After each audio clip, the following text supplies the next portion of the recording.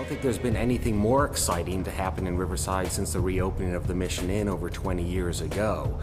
The new building here, the Riverside Convention Center, its reconstruction was long overdue. What we found over the course of years, it became more and more challenging to book significant conventions in the city of Riverside because the old convention center was just that old. With this new convention center, which is state-of-the-art and beautiful throughout, and which has about 1/3 more meeting space than the previous convention center, we now have the ability to book both increased number of conventions and higher end conventions. And what that means is that we'll be bringing in thousands of people who will be willing and able to spend more money in downtown Riverside, whether it's at the hotels or the restaurants or the Fox Theater or the Municipal Auditorium. So what we're doing is we're really changing the game in Riverside in our ability to bring in higher end, high quality groups who are really going to measurably impact the economy of Riverside. We have a number of very high quality partnerships and relationships, both visible and invisible. Probably the most invisible partnerships we have is with all of the merchants in downtown Riverside.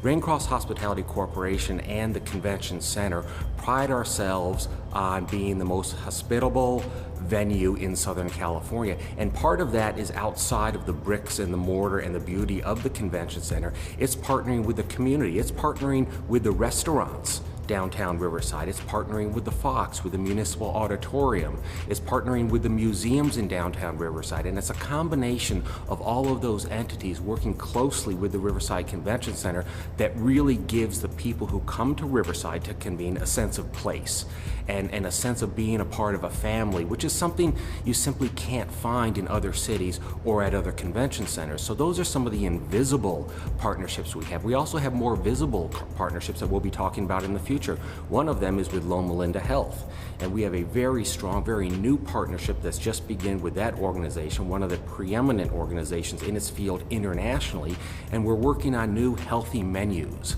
that we'll be able to offer to our guests when they come to the convention center. So that's a wonderful affiliation between the Riverside Convention Center and a top drawer organization nationally.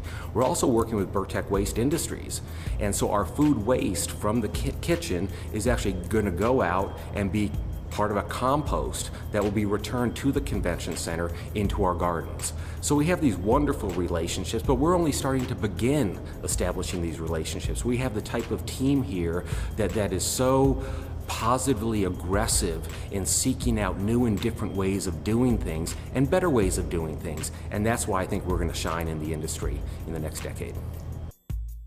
The economic impact is going to be in the millions, and it's a result of the number and types of groups that we're bringing into Riverside, and so we're going to see that increase over time. One of the important measures in economic impact is the number of hotel room nights that are booked in downtown Riverside as a result of the convention center.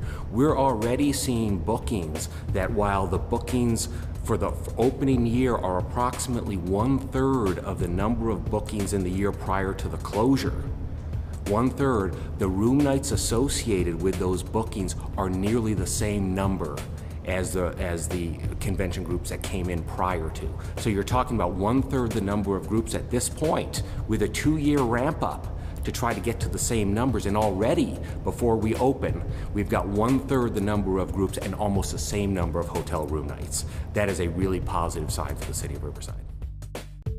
The building itself is going to be a great legacy because it's going to stand here proudly for the next several decades, welcoming people to our city.